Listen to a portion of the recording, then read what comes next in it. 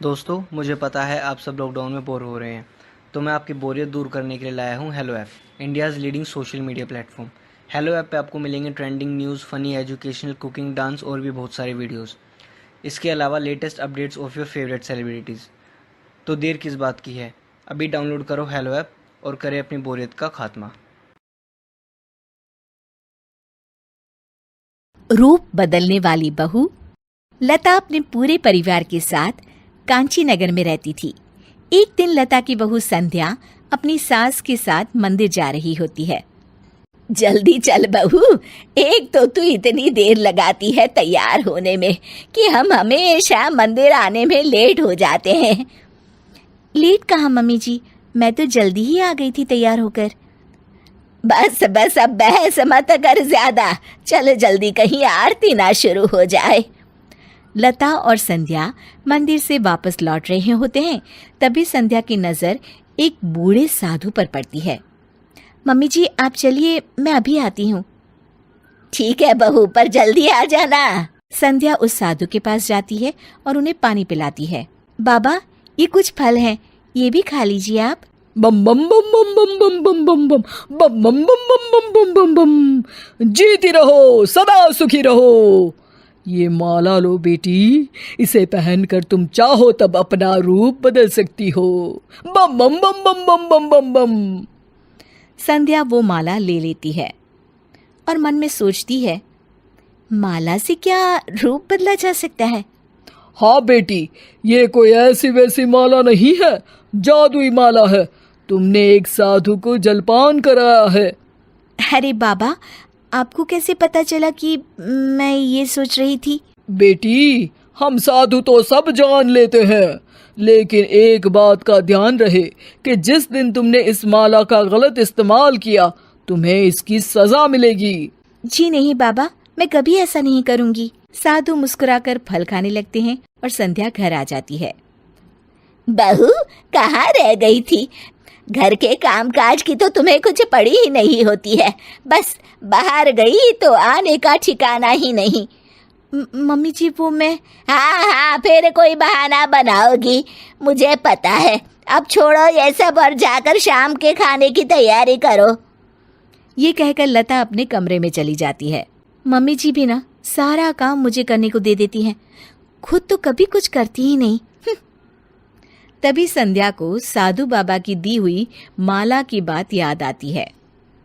अरे हाँ, बाबा ने तो मुझे वो माला दी थी, उसे पहनकर देखती हूँ। संध्या माला पहन लेती है और सोचने लगती है कि वो पहला कौन सा रूप ले। किसका रूप लूं, मुझे तो कुछ समझ में नहीं आ रहा। चलो सासू माँ का ही रूप लेकर देखती हूँ, पता भी चल जाएगा कि ये माला काम कर भी रही है या नहीं। संध्या माला को पकड़ती है और अपनी आंखें बंद कर लेती है। मैं सासू माँ के रूप में आना चाहती हूँ। संध्या जैसे ही अपनी इच्छा माला को बताती है, वो अपनी सास के रूप में आ जाती है।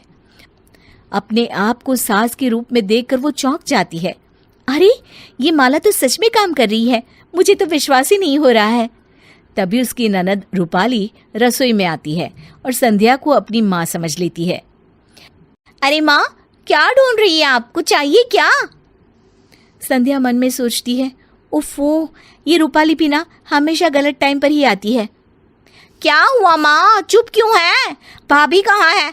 मुझे बहुत भूख लगी है, खाना कब बनाएंगी वो? ओहो, खुद तो कुछ काम करती नहीं महारानी, जब देखो बाहर मटर गश्ती करती फिरती है। अभी बताती हूँ इसे। क्या हुआ मम्मी, चुप क्यों हैं आप? अरे क्या बोलूं मैं, हाँ? ये कोई वक्त है आने का? घर पर इतना काम पड़ा रहता है, ये नहीं कि अपनी भाभी की कुछ मदद कर दो, बस जब देखो बाहर घूमती रहती हो। अरे मम्मी। क्या मम्मी मम्मी, आज सारा खाना तू बनाएगी समझी, चल शुरू हो जा। और संध्या मन ही मन मुस्कुराने लगती है। संध्या अपने कमरे में आ जाती है और अपने असली रूप में आकर खुशी से नाचने लगती है। अरे वाह रे वाह रे वाह, मेरे हाथ तो जादुई खजाना लग गया है, ये माला तो सच में काम कर रही है। आज तो अपनी ननद को सबक सिखाकर मजा आ गया, बहुत काम चोरी करती थी। अगले दिन संध्या अपने पति के पास जाती है। सुनिए ना, कितना वक्त हुआ, चलिए ना कहीं बाहर घुमाते हैं। अच्छा चलो एक काम करते हैं, सबसे पूछ लेते हैं, सब एक साथ ही चलते हैं। उफ़, मेरे पति भी ना, अपनी पत्नी को तो वक्त देना भी नहीं आता इन्हें, पर आज तो मैं इनके साथ अकेले ही घूमने जाऊंगी।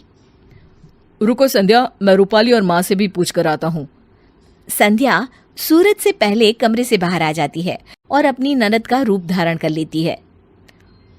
अरे सूरज भैया, कहाँ जा रहे हैं? तेरे पास ही आ रहा था बहना। मैं और संध्या बाहर घूमने का प्लान बना रहे हैं, तो सोचा तुझसे और माँ से भी पूछ लूं। अरे आप दोनों ने अगर साथ में प्लान बनाया है तो आप दोनों ही जाओ ना और आपस में वक्त बिताओ। हम जाकर कबाब में हड्डी क्यों बने भैया? अरे पर रूपाली, मैंने सोचा कि पूरा परिवार साथ जाएगा तो मजा आएगा। अरे भैया, आप भी कितने बुद्धू हैं। आप भाभी के साथ थोड़ा वक्त बिताओ ना, अकेले में। हाँ हाँ भाई, तुम तो अब शादी के बाद वरुण के साथ ही जाओगी, हमारे साथ क्यों जाओगी? क्या भैया, आप भी। संध्या रूप बदलकर अपने मन की कर लेती है और अपने पति के साथ घूमने चली जाती है। संध्या अपने इस रूप बदलने की शक्ति का पूरा आनंद उठा रही होती है कि एक दिन उसकी ननद उसके पास आती है। क्या हुआ रूपाली, तू इतना रो क्यों रही है? भाभी, आपको पता है क्या हुआ? अरे जब तक तू बताएगी नहीं, मुझे क्या सपना आएगा? भाभी, मुझे लग रहा है कि आप लोगों ने मेरी शादी वरुण से तय करके गलती की है। अरे क्या हुआ, क्या किया वरुण ने? मैं उनसे लंच पर मिलने गई तो उनके फोन में ये लड़की की तस्वीर थी। जब मैंने पूछा तो कहा कि ऑफिस में मेरी जूनियर है और फोटो इसलिए है क्योंकि उनको अपने टीम रिकॉर्ड में लगाने के लिए चाहिए था। मुझे तो कुछ गड़बड़ लग रही है भाभी। उफ़ो, तू रोना बंद कर, मैं पता लगाती हूँ कि माजरा क्या है। मुझे तो इस लड़की की तस्वीर और वरुण के ऑफिस का एड्रेस दे दे। क्या संध्या अपनी ननद की इस समस्या का हल निकाल पाएगी? जानने के लिए देखिए रूप बदलने वाली बहू पार्ट 2।